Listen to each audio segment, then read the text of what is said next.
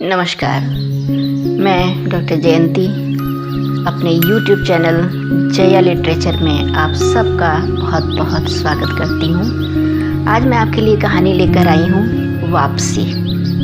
तो चलिए सुनिए कहानी वापसी।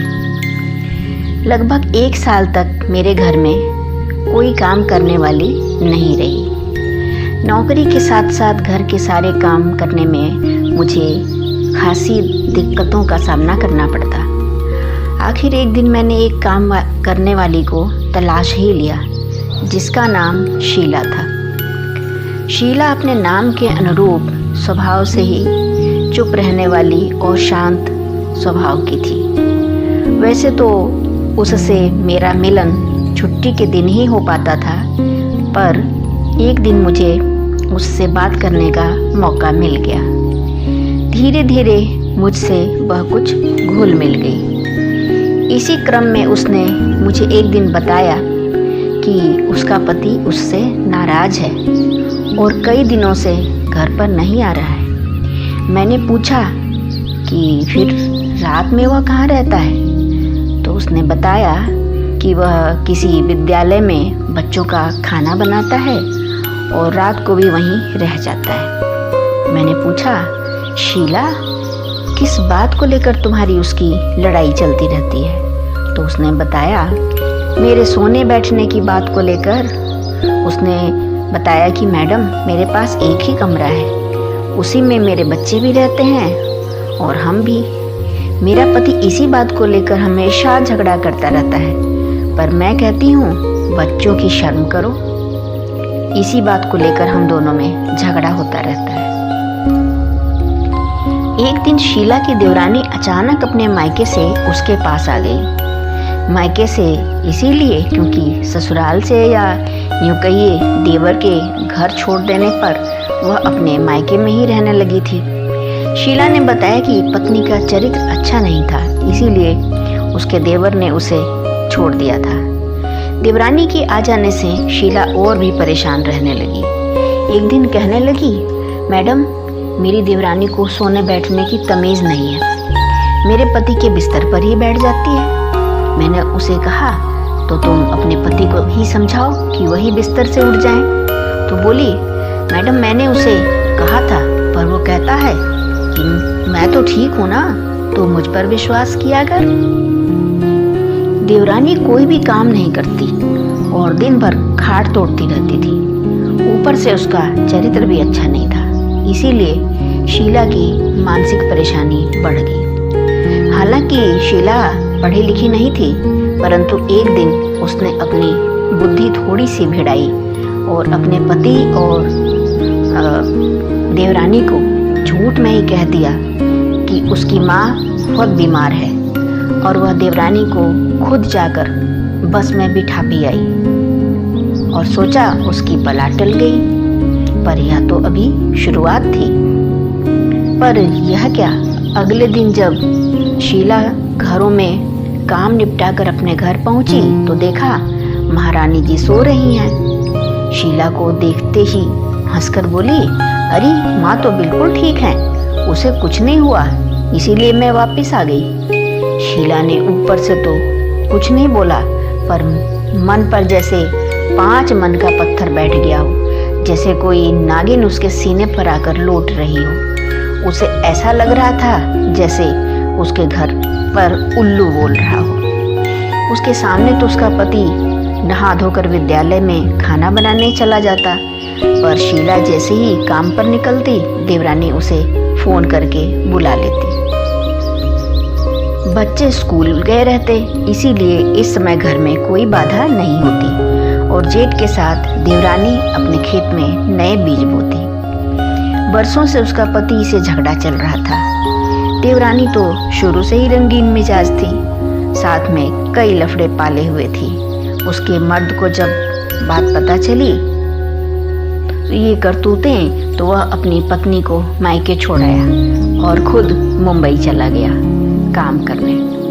अब शीला की देवरानी का दिल खुद अपने ही जेठ पर आ गया था। पीछे जो काम करती वह शीला से सामने पूरी ताकत से छिपाने की कोशिश करती, पर मन की वासना समय समय पर छलक ही आती थी। शीला के तन बदन में क्रोध की ज्वाला धधकती रहती थी, पर अपने आदमी के सामने अपने को लाचार महसूस करती थी। समझ में नहीं आता कि अब वह और क्या करे। इधर उसका पति और देवरानी भी अपने को कड़े पहरे में महसूस करते और डर के साए में उन्हें खुलकर खेलना कठिन लगने लगा था। सोचते कहीं ऐसी जगह चले जाएं जहां किसी तरह का कोई डर न हो। शीला का पति कभी कभी अपने बच्चों के बारे में सोचता कि मेरे पीछे इनका कौन ध्यान रखेगा, पर हर बार वासना के आगे उसका पितृत्व छोटा पड़ जाता। फूलमती उसके दिल और दिमाग पर बुरी तरह से छाई रहती। वह उसके साथ खुलकर जीना चाहता था और एक रात उन दोनों ने घर से भाग जाने का इरादा कर लिया, क्योंकि जो सुख उसे पत्नी की से मनमाने रूप से नहीं मिल रहा था वह उसे मनमर्जी से फूलमतियाँ दे रही थी। सुबह जब शीला सोकर उठी तो देवरानी और अपने पति को न पाकर अच्छी तरह समझ गई वे दोनों घर छोड़कर भाग गए हैं। वह जोर जोर से अपनी छाती पीट पीट कर रोने लगी। हाय रे देवा, तूने मेरा ही घर उजाड़ना था। हाय, मैं तो लुट गई। वह चुड़ैल मेरे पति को भगा कर ले गई। सहसा बच्चों को अपनी गोदी में भींचकर विलाप करने लगी।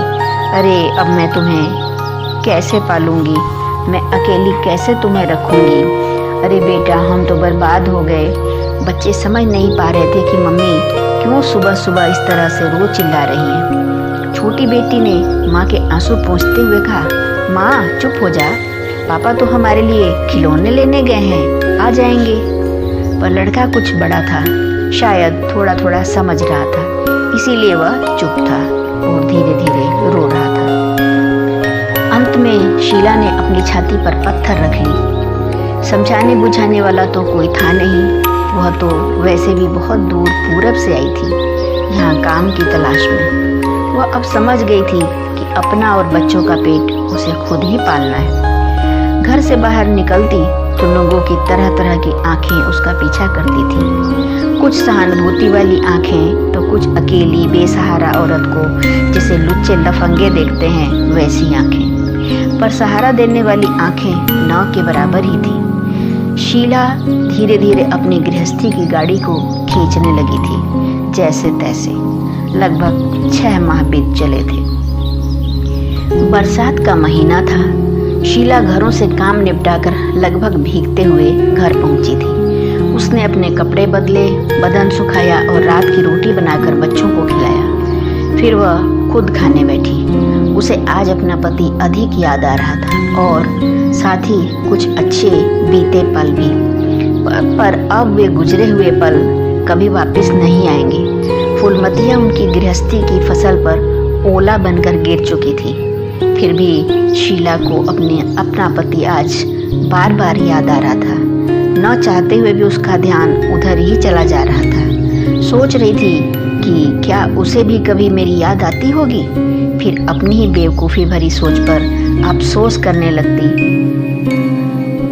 कि अगर वह उसे इतनी ही प्यारी होती तो वह उसे छोड़कर गैर औरत के साथ क्यों भागता।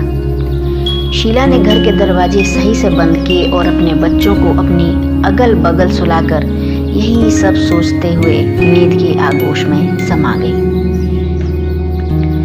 वह देखती है कि उसकी बारात आ रही है। उसका पति घोड़ी पर बैठा है, उसका ब्याह हो रहा है, फिर विदाई हो रही है। वह अपनी ससुराल आ गई है। वह अपने पति के साथ है कमरे में। तभी कोई जोर जोर से किवाड़ को खटखटा रहा है। दरवाज़ा कोई बहुत जोर से पीट रहा था। अचानक शीला की नींद खुल गई। दिल जोर से धड़कने लगता है, जैसे कोई धौंकनी चल रही हो। थोड़ा डर भी लगता है, इतनी रात को कौन हो सकता है। शीला दरवाज़ा खोल दे, शीला दरवाज़ा खोल दे, मैं हूँ रमेश। शीला को अपने कानों पर विश्वास नहीं होता। वह फिर पूछती है, कौन है? वह जोर से बोलता है, अरे पगली, तेरा पति बोल रहा हूँ, दरवाजा खोल दे, बारिश हो रही है, मैं भीग रहा हूँ। शीला सोचती है वह अपने भगौड़े आवारा पति के लिए दरवाजा खोले या मासूम बच्चों के पिता के लिए। धन्यवाद। प्रिय मित्रों, आप सबको यदि यह कहानी पसंद आई हो तो कृपया इसे लाइक और शेयर कीजिए, और यदि सब्सक्राइब करें तो आपका ढेर सारा आभार। Thank you so much.